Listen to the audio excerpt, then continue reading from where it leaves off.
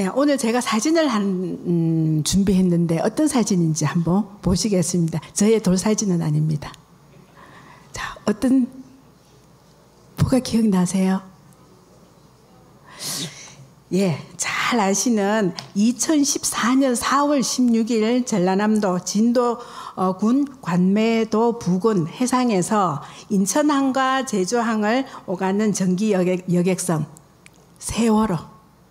세월호가 침묵되어서 승객이 476명 중에 304명이 사망하고 나머지가 실종된 그 사건의 사진입니다. 기억나시죠? 참 많은 가슴을 아프게 했는 그런 사진이에요. 자, 그래서 대한민국의 그 해난 사고 중에서 두 번째로 많은 사상자가를 냈고 502명을 사망한 상품백화점 기억하십니까? 예, 그 백화점 붕괴 사고와 320명이 사망한 남영호 침몰 사고 이후 세 번째로 우리나라에서 제일 인명사고가 많이 나는 사고라고 합니다. 자, 그런 것처럼 2014년도 4월 달에 세월호가 침몰하는 그 어처구니 없는 이 사건 때문에 온 국민이 전 세계가 함께 슬퍼하고 탄식을 금하지 못했습니다. 이 사건은 나 혼자만 살면 된다는 그 이기주의적인 잘못된 생각과 그 어른들의 무책임한 행동 때문에 이런 행동들이 복합적으로 이루어져서 많은 사고로 생명을 죽음과 또 가족들에게 슬픔을 안겨준 사건입니다. 자, 그러면 이 사회를 바르고 건강한 사회로 만들어야 할 책임이 먼저 우리 모두에게 있다는 것입니다. 자, 인간은 사회적 존재이기 때문에 아무도 이웃과의 관계와 조직과의 관계를 맺지 않고는 살 수 없습니다. 내 혼자 잘 살고 계시는 분 계십니까? 옆에 누군가가 있다는 겁니다. 관계가 이어져 있습니다. 그래서 우리에게 이웃은 아주 소중합니다. 꼭 필요한 존재입니다. 그런 것처럼 인간은 누구나 혼자 살 수 없고 이 세상에서 관계없이 사는 사람은 아무도 없습니다. 그래서 오늘 성경은 위로는 하나님을 공경하고 아래는 내 이웃을 내 몸과 같이 사랑하라고 말씀하셨습니다. 자, 예수님을 믿고 구원을 받았다는 말은 바꾸어 표현하면은 우리가 내 옆에 있는 이웃에게 어떤 사람이며 어떤 이웃인가를 지금 말해주고 있는 것입니다. 자, 오늘 본문 말씀 읽지는 않았지만 25절과 26절 말씀에 보면은 어떤 율법 교사가 일어나 예수를 시험하여 이르되 선생님, 내가 무엇을 하여야 영생을 얻을 수 있습니까? 예수께서 이르시되 율법에 무엇이라고 기록되었으며 내가 어떻게 읽느냐 하시자 27절에 이렇게 말씀하셨습니다. 내 마음을 다하고 목숨을 다하며 힘을 다하며 뜻을 다하여 주 너의 하나님을 사랑하고 또 내 이웃을 내 자신과 같이 사랑하라 이렇게 말씀하셨습니다. 기억나시죠? 그랬더니 28절에 예수님은 내 대답이 옳다 이리 행하라 하십니다. 그러자 이 사람이 자기를 옳게 보이려고 이렇게 다시 주님께 질문을 합니다. 29절에 있죠. 내 이웃이 누구니까? 그래서 예수님께서 이웃이 누구인지 가르쳐 주시려고 하신 이야기가 바로 우리가 잘 아는 오늘 본문에 있는 선한 사마리아 비유를 말씀하셨습니다. 자, 내 이웃이 누구이니까? 우리는 내 이웃이라고 하면은 바로 옆집에 사는 사람을 떠올립니다. 내 옆에 있는 사람을 떠올립니다. 물론 그 사람들도 내 이웃입니다. 그러나 본문 속에서 주님은 내 가족, 내가 늘 어울리는 친구만이 내 이웃이 아니라고 말씀하셨습니다. 예수님은 내 이웃이 누굽니까? 하는 그 율법 교사의 질문에 이웃의 정의를 내가 걸어가는 인생길에 내가 발견하게 된 그 피 흘리며 썰어져 있는 사람, 나의 사랑을 갈망하고 내 관심을 필요로 하는 그 사람이 바로 나의 이웃이라고 말씀하고 있습니다. 내게 잘해주는 사람, 나에게 도움을 주는 사람만이 아니라 나의 도움과 나의 사랑이 필요한 사람이면 그가 누구이든지 내 이웃이라고 말씀하고 있는 것입니다. 자, 이 시간 말씀의 눈으로 내게 도움이 될 수 있는 사람이 아니라 나의 도움이 필요한 사람을 내 이웃으로 바라보는 눈이 열리시는 귀한 시간 되시기를 축복합니다. 예, 우리는 살면서 본문에처럼 강도 같은 사람, 제사장 같은 사람, 레위인 같은 사람, 그리고 선한 사마리아인 같은 사람을 만납니다. 물론 강도 만난 이웃도 만나게 됩니다. 저는 오늘 여러분들과 함께 강도 만난 사람의 자리에서 참된 이웃이 누구인가를 한번 생각해 보려고 합니다. 먼저 강도 같은 이웃이 있습니다. 30절을 우리 다 한번 한 목소리로 읽어보겠습니다. 예수께서 대답하여 이르시되 어떤 사람이 예루살렘에서 여리고로 내려가다가 강도를 만나매 강도들이 그 옷을 벗기고 때려 그의 죽은 것을 버리고 갔더라. 예, 강도는 가진 것을 다 빼앗아 가고 수단과 방법을 가리지 않는 사람입니다. 그래서 본문에 등장하는 어떤 사람도 강도를 만나 옷을 벗기고 심하게 매를 맞아 거의 죽게 이르렀다고 이렇게 말씀하고 있습니다. 강도 같은 사람을 만나면 우리 인생에 위기가 찾아올 것입니다. 심각한 상처를 입을 수도 있습니다. 많은 사람들이 강도를 만나 엄청난 상처를 입고 누군가가 다가와 도와주지 않으면 언제 죽을지 모르는 상황을 만나기도 한다는 겁니다. 우리 주위에는 종종 이런 강도 같은 인간을 만나 불행한 삶을 살아가는 사람들도 많이 있습니다. 그런데 재물을 빼앗고 몸을 상하게 하는 강도보다 더 무서운 강도가 있습니다. 누굴까요? 사람의 마음에 큰 상처를 입히는 강도입니다. 기쁨을 빼앗아가며 마음을 병들게 하는 강도, 생각 없는 말 한마디, 자기의 유익만을 꾀하는 이기적인 행동들로 다른 사람들의 마음에 상처를 주고 또 병들게 하는 수많은 강도들을 우리가 보게 된다는 것입니다. 그 강도는 골목길에서 흉기를 들이대고 위협하는 강도 못지않게 사람들에게 해를 끼치지만 절대 드러나지 않기 때문에 더 무서운 강도인 것입니다. 우리는 이런 강도를 쉽게 비난하고 손가락질할 수 있습니다. 그러나 우리 자신을 한번 돌아보겠습니다. 이 강도와 다르다고, 그런 일이 없었다고 자신 있게 말할 수 있는 사람은 과연 누가 있을까요? 나는 아무에게도 상처를 준 일이 없다고 자신 있게 말할 수 있을까요?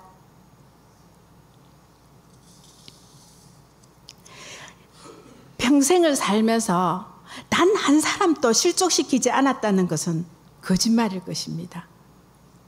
설교를 준비하면서 저도 한번 생각해 봤습니다. 참 많은 사람들의 마음을 아프게 한 것 같았습니다. 그러나 우리는 이웃은 못 될지라도 최소한 강도는 되지 않도록 힘써야 할 것입니다. 나의 말 한마디에 내 이웃이, 내 가족이 나도 모르는 사이에 상처받고 쓰러져 있는지도 모른다는 것입니다. 나의 이기적이고 교만한 행동 때문에 나도 모르는 사이에 내 주위의 사람이 상처받고 피 흘려 있음을 깨달으시기 바랍니다. 우리의 말이 무서운 흉기가 되고 우리의 마음에 감추어져 있던 그 미움, 원망, 정오, 질투는 사람을 죽이는 살인의 무기가 되는 것입니다. 이 시간 그 무기들을 예수님의 십자가 앞에 다 내려놓으시기를 바랍니다. 아무 생각 없이 했던 한마디, 아무 생각 없이 한 행동 하나가 흉기가 되어서 많은 사람들을 힘들게 할 수 있었다는 겁니다. 이 자리에 함께하는 우리가 더 이상 강도의 자리에 서는 일이 없기를 간절히 소망합니다. 두 번째로는 또 어떤 이웃이 있겠습니까? 31절과 32절을 우리 다 같이 한번 읽어보겠습니다.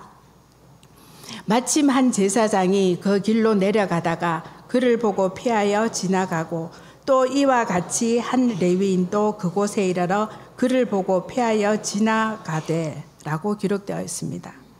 제사장과 그 레위인, 다른 어떤 사람들보다 위험에 처한 사람들을 더 잘 돌보아야 하는데도 불구하고 그의 사정이 얼마나 다급한지는 모르지만 그 위 힘든 것을 보고도 무관심하게 외면한 이웃입니다. 자, 제사장은 어떤 사람입니까? 예배를 주관하고 하나님과 사람 사이의 중재자의 사람입니다. 율법에 따르면 그는 시체와 같은 부정한 것을 멀리하며 율법을 지켜야 할 사람입니다. 그러나 그가 죽어가는 이웃을 외면한 것은 제사장의 그 직무와 율법에 충실하려고 동족을 보살피지 않고 돌보아 주어야 할 의무를 저버린 것입니다. 자, 그러면 레위인 역시 성전에서 일하며 제사장을 도와야 하는 사람입니다. 그 또한 강도 만난 사람을 보고 무관심하게 지나갔습니다. 왜 이들은 죽어가는 사람을 보고 피하고 지나갔을까요? 자칫 자신들도 위험에 빠질 수 있다는 생각을 했을 것입니다. 율법에 어긋난다고 생각했을 것입니다. 어쩌면 자신들의 일이 더 중요하다고 생각했을 수도 있습니다. 이기적인 사고로 자신과는 전혀 관계없는 남의 일이라고 여겼을지도 모른다는 것입니다. 그러나 우리는 본문의 그 제사장과 레위인을 향해서 참 이기적이고 무책임하고 나쁜 사람이라고 쉽게 정죄할 수 있을까요? 아마 그럴 수 없을 것입니다. 이 모습은 오늘 우리들의 모습, 나의 모습이기 때문입니다. 테레사 수녀가 79년도에 노벨 평화상 수상 연설에서 전 세계인에게 이렇게 호소했습니다. 길가에 버려져 있는 굶주린 사람을 데려다가 빵 한 조각을 조각으로 배불리는 일은 그리 어렵지 않습니다. 진정으로 어렵고 중요한 일은 부모가 형제, 친구로부터 버림받는 이들의 마음에 입은 상처를 치유하는 일입니다. 이렇게 말했습니다. 우리가 이기적이며 무관심한 삶의 태도를 나타내면서 사는 그 동안에 수많은 이웃들이 죽어가고 있다는 겁니다. 무관심은 때로로 짓밟는 강도의 행동에 버금가는 이웃을 죽음으로 모는 그런 아주 무책임한 태도입니다. 이 시간 저와 여러분 안에 있는 그 무관심 던져버리고 강도 만나 죽어가는 사람에게 한 걸음 더 나아가시는 여러분들의 삶이 되기를 소망합니다. 세 번째입니다. 33절에 또 한 이웃이 있습니다. 우리 한번 34절을 읽어보겠습니다. 어떤 사마리아 사람은 여행하는 중에 거기에 이르러 그를 보고 불쌍히 여겨 이렇게 기록되어 있습니다. 사마리아인들은 어떤 사람입니까? 당시 인종적이나 종교적 혼혈로 인해서 유대인이나 제사장이나 레위인들에게 멸시받고 가까이 하지 않는 사람들이었습니다. 그런데 예수님께서 이 사마리아인을 비유로 등장시킨 것은 앞서 두 명의 유대 지도자들의 행동과 사마리아의 선행을 비교하면서 말로만 사랑을 부르짖는 교만하고 완악했던 믿는 자들의 그 위선을 드러내고자 한 위함인 것입니다. 자, 사마리아인들, 그 율법주의자도 이기주의자도 무관심한 사람도 아니었습니다. 그는 상처 입은 이웃을 불쌍히 여기는 마음을 가진 아주 평범한 사람이었습니다. 그는 직책이나 의무가 아니라 다만 사랑을 가지고 이웃을 도와주고 또 이웃과 더불어 살아가고 싶어하는 희생을 감수하는 아주 좋은 이웃이었습니다. 여러분들은 어떤 이웃입니까?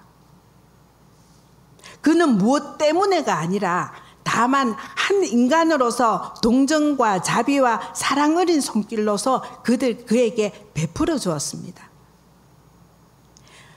야고보서 2장 14절에서 17절 말씀입니다. 우리 한번 다 같이 읽어보겠습니다.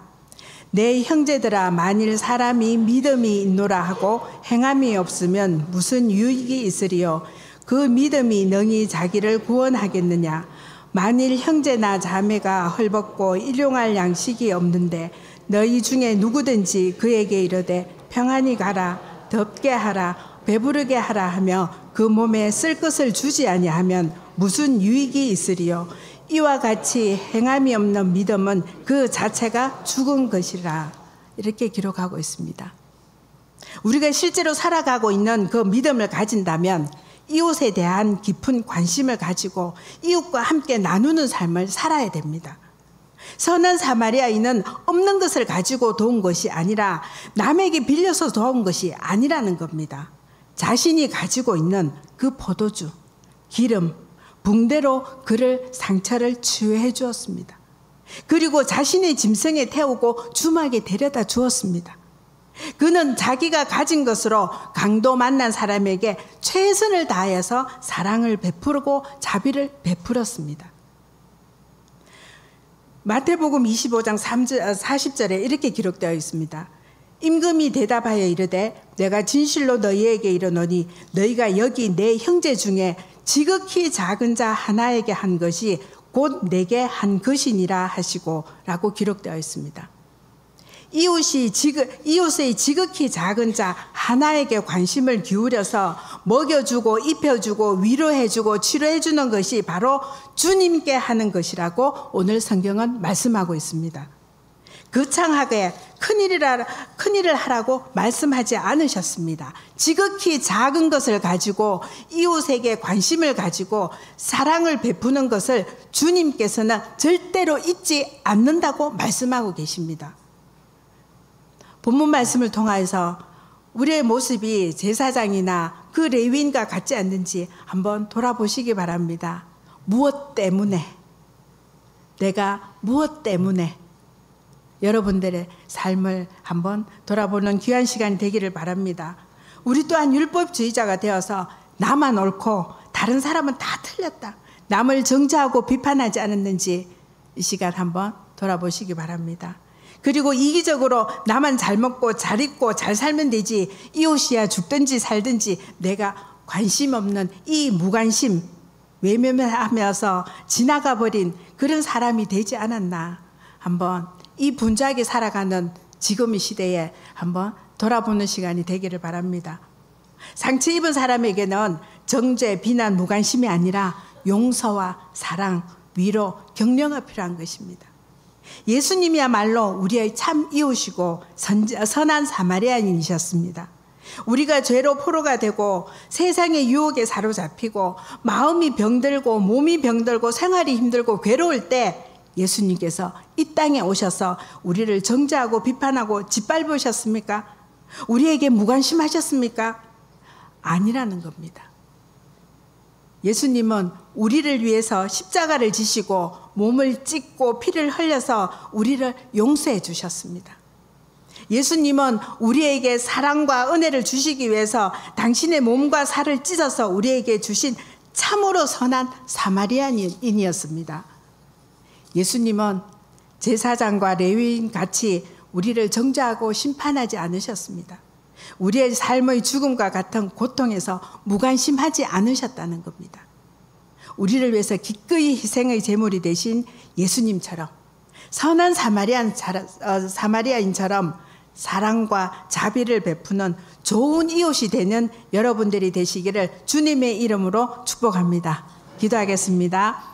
우리는 늘 입으로 예수님을 자랑하고 찬양하지만 우리를 십자가의 사랑으로 손잡아 주시고 또 예수님의 사랑에 합당한 삶을 살지 못하였음을 이 시간 저희들 고백합니다. 오늘 주신 말씀을 통하여서 이웃에게 따뜻한 위로가 되어주신 사마리아인 같이 사랑과 자비를 베푸는 삶을 살도록 저희들에게 은혜 내려주시기를 원합니다. 이 모든 말씀 예수님 이름으로 기도드립니다. 아멘.